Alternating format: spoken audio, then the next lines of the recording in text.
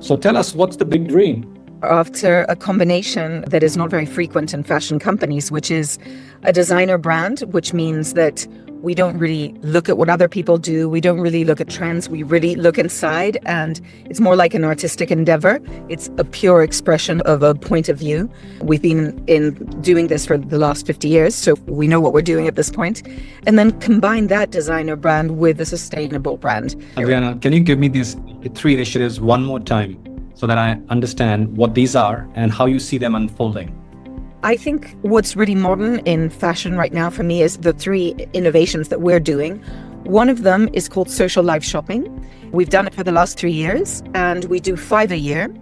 It happens live. It's a streaming project where we sell online at the moment with a special discount, and we do it with influencers talking and selling the collection, right? Talking about it. And then another project we do is ADN Box. And so, by the way, the brand is Adolfo Dominguez, so AD, and the ADN is DNA in Spanish.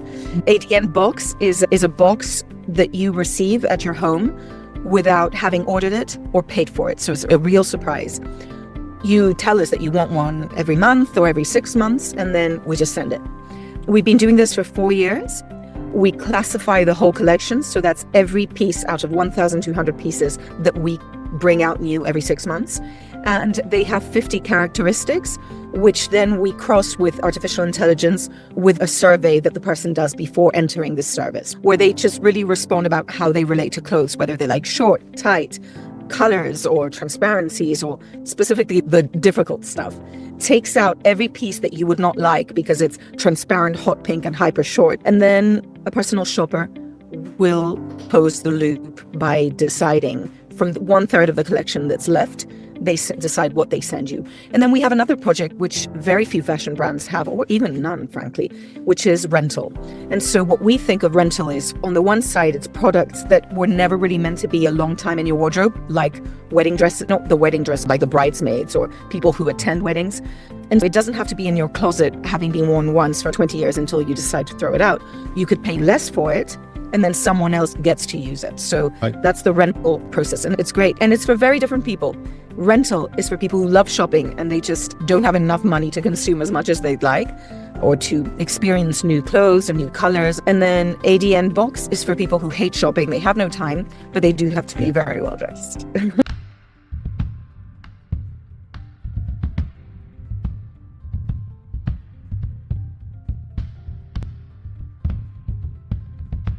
And the brand's been growing for the past, it's been around since 1980. Our brand started in 1976, I believe.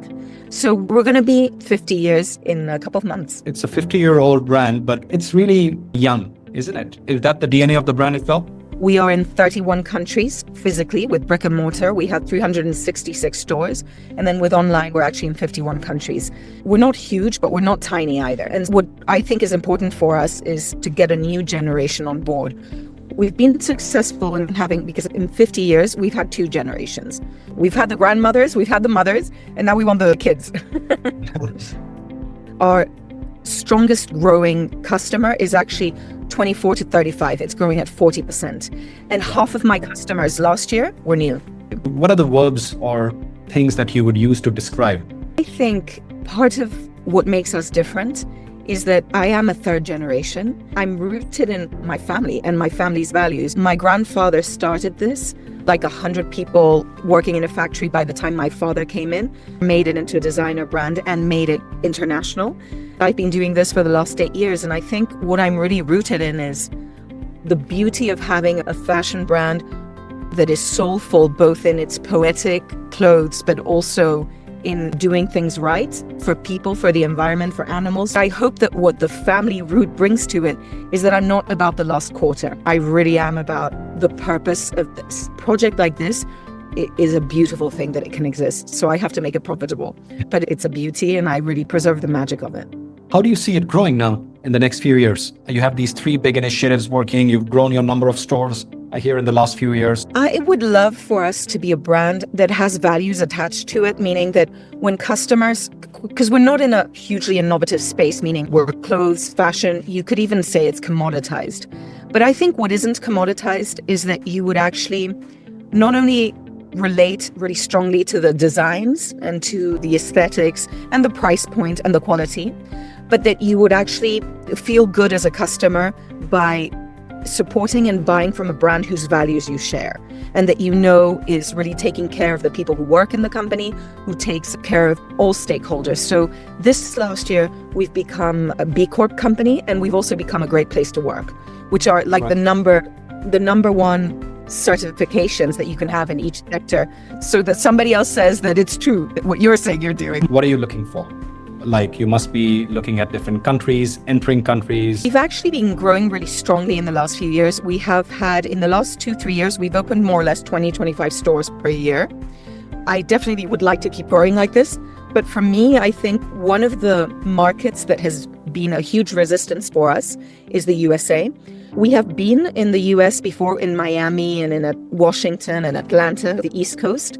I think we have a natural fit with California, like Northern California, Southern California, even up north, like Washington, Portland, all of that, and then the East Coast as well. So I would love to find a partner with whom I could actually open North America. What is the deal on the table? What we're looking for is like a master franchisor.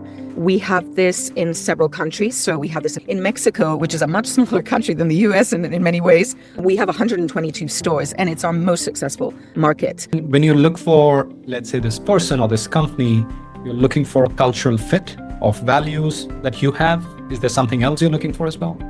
So one thing that's been amazing, we have a master franchisor in the Middle East who's actually a YPOer. It's a Shaloub group, and they are the strongest in the Middle East. One thing that has been fundamental for them to pick us, and also for us to get into the best malls of Dubai, Qatar, etc., Kuwait, has been the fact that we are a sustainable brand and that we have B Corp.